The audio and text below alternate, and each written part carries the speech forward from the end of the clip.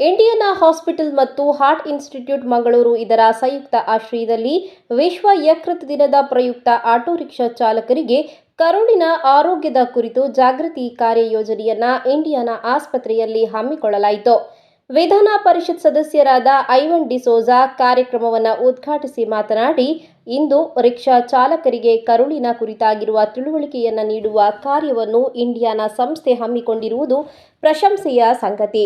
ಜೀವರಕ್ಷಕರು ವೈದ್ಯರಾದರೂ ತುರ್ತು ಸಂದರ್ಭದಲ್ಲಿ ಆಸ್ಪತ್ರೆಗೆ ರೋಗಿಗಳನ್ನು ಮುಟ್ಟಿಸುವವರು ರಿಕ್ಷಾ ಚಾಲಕರು.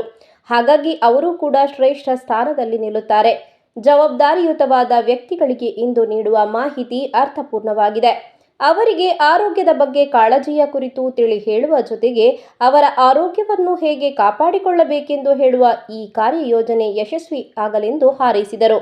ಸಮಾಜದಲ್ಲಿ ಈ ಕೆಲಸಗಳಿಗೆ ಹೆಚ್ಚು ಪ್ರಾಮುಖ್ಯತೆ ಕೊಟ್ಟು ಕೆಲಸ ಮಾಡುವ ಮತ್ತು ಯಾರಿಗೆ ಅವಶ್ಯಕತೆ ಇದೆಯೋ ಅವರಿಗೆ ಇದರ ಮಾಹಿತಿ ಕೊಡುವಂಥದ್ದು ಸೂಕ್ತ ಎಂದು ಭಾವಿಸಿ ನಮ್ಮ ರಿಕ್ಷಾ ಚಾಲಕರನ್ನು ಕರೆದಿದ್ದಾರೆ. ನಾನು ರಿಕ್ಷಾ ಚಾಲಕರು ನಮ್ಮ ದೇಶದ ರಾಯಭಾರಿಗಳು ಅಂತ ಹೇಳ್ತೀನಿ. ಅದು ಯಾವ ಉದ್ದೇಶಕ್ಕಾಗಿ ಹೇಳಿದೆ ಅಂದರೆ, ಸಮಾಜದಲ್ಲಿ ಏನಾದರೂ ಅನ್ಟವರ್ಡ್ಸ್ ಇನ್ಸಿಡೆಂಟ್ ಆಗದೇ ಇರುವಂಥ ವಿಚಾರಗಳು ಸಂಭವಿಸಿದಾಗ ಅದಕ್ಕೆ ಮೊದಲು ಸಿಗುವವರು ರಿಕ್ಷಾ ಚಾಲಕರು, ಬಸ್ ಚಾಲಕರು, ಕಾರು ಚಾಲಕರು. ಸಮಾಜದಲ್ಲಿ ಒಳ್ಳೆಯದಾದಾಗಲೂ ಅವರು ಇರ್ತಾರೆ, ಕೆಟ್ಟದಾದಾಗಲೂ ಇರ್ತಾರೆ, ಮತ್ತು ಮಳೆ ಬಂದರೂ ಇರ್ತಾರೆ, ಚಳಿ ಇದ್ದಾಗಲೂ ಇರ್ತಾರೆ, ವಿಪರೀತ ಬಿಸಿಲಿದ್ದಾಗಲೂ ಇರ್ತಾರೆ, ಹಗಲೂ ಇರ್ತಾರೆ, ರಾತ್ರಿಯೂ ಇರ್ತಾರೆ. The same as the doctors. ಹಾಗಾಗಿ ಅವರಿಗೆ ಜವಾಬ್ದಾರಿ ಬಹಳ ಇದೆ.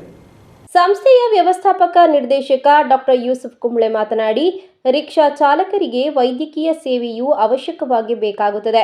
ಏಕೆಂದರೆ ತುರ್ತು ಸಂದರ್ಭದಲ್ಲಿ ಅವರೇ ಸಾಮಾನ್ಯರನ್ನ ಆಸ್ಪತ್ರೆಗೆ ಸೇರಿಸುತ್ತಾರೆ. ರಿಕ್ಷಾ ಚಾಲಕರಿಗೆ ತರಬೇತಿಯನ್ನು ನೀಡುವುದರಿಂದ ಅವರಿಗೆ ತುರ್ತು ಸಂದರ್ಭದಲ್ಲಿ ಜೀವ ಉಳಿಸುವ ಸಾಮರ್ಥ್ಯ ಹೆಚ್ಚಾಗಲಿದೆ ಎಂದರು.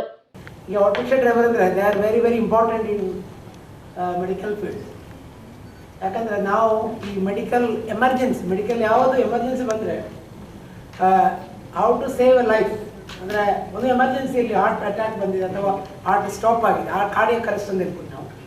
ಆ ಟೈಮಲ್ಲಿ how to revive the heart, primary life support.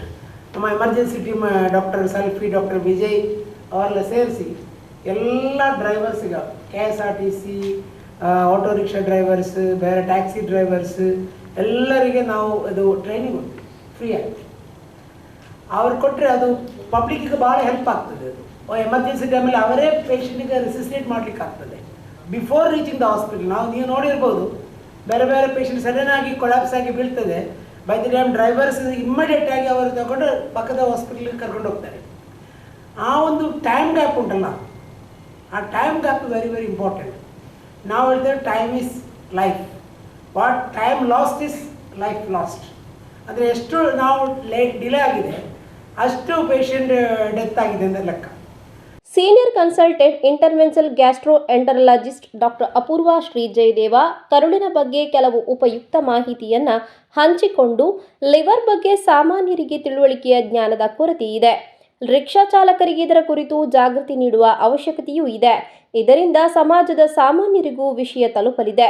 ದೇಹದಲ್ಲಿ ಕರುಳು ಸರಿಯಾಗಿ ಕೆಲಸ ಮಾಡಿದರೆ ಮಾತ್ರ ಆರೋಗ್ಯಯುತವಾದ ಜೀವನ ನಡೆಸಲು ಸಾಧ್ಯ.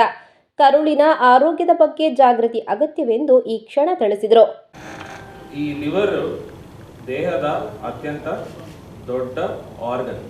ನೆಕ್ಸ್ಟ್ ಸ್ಕಿನ್ ಫಸ್ಟ್ ಪ್ಲೇಸ್ ತಗೊಂಡ್ರೆ ಲಿವರ್ ಸೆಕೆಂಡ್ ಪ್ಲೇಸ್. ನಮ್ಮ ದೇಹದಲ್ಲಿ ಯಾವುದೇ ಕಲುಷಿತ ಅಂಶಗಳಿದ್ರೂ ಕೂಡ ಎರಡು ರೀತಿ ಹೊರಗೆ ಹಾಕ್ಬೋದು. ಒಂದು ಕಿಡ್ನಿ ಮೂಲಕ ಮೂತ್ರದಲ್ಲಿ, ಇನ್ನೊಂದು ಲಿವರ್ ಮೂಲಕ ಸ್ಟೂಲ್ನಲ್ಲಿ. ಈ ಎರಡೂ ರೀತಿ ಕಲುಷಿತ ಅಂಶ ಹೊರಗೋಗುವಂಥದ್ದು. ಲಿವರ್ ಸಾಕಷ್ಟು ಕೆಲಸ ಮಾಡ್ತದೆ. ನಾಟ್ ಓನ್ಲಿ ಕಲುಷಿತ ಅಂಶ ತೆಗೆಯೋದಲ್ಲದೆ ಬೇಕಾದಂಥ, ಈಗ ನಿಮ್ಮ ದೇಹದಲ್ಲಿ ಊಟ ಸೇವಿಸಿದಾಗ ಅದರಲ್ಲಿ ಕಾರ್ಬೋಹೈಡ್ರೇಟ್ಸ್ ಇರ್ಬೋದು, ಪ್ರೋಟೀನ್ ಇರ್ಬೋದು, ಫ್ಯಾಟ್ ಇರ್ಬೋದು, ಎಣ್ಣೆ ಪದಾರ್ಥ, ಫ್ಯಾಟ್ ಅಂದರೆ ಎಣ್ಣೆ ಪದಾರ್ಥ ಇರ್ಬೋದು, ಅದು ಡೈಜೆಷನ್ ಆಗಲಿಕ್ಕೆ ಪಿತ್ತ ಬೇಕು. ಪಿತ್ತ ಎಲ್ಲಿಂದ ಬರುವಂಥದ್ದು? ಲಿವರ್ನಿಂದ ಬರುವಂಥದ್ದು. So liver place important role for ನಿಮ್ಮ ಊಟದ ಡೈಜೆಷನ್ಗೆ ತುಂಬ ಇಂಪಾರ್ಟೆಂಟ್ ಕೆಲಸ ಮಾಡ್ತದೆ. ಕಾರ್ಯಕ್ರಮದಲ್ಲಿ ಡಾಕ್ಟರ್ ನಿಹಾಲ್ ಅಲಿ ಕುಂಬ್ಳೆ, ಡಾಕ್ಟರ್ ಆದಿತ್ಯ ಭಾರದ್ವಾಜ್ ಮೊದಲಾದವರು ಉಪಸ್ಥಿತರಿದ್ದರು.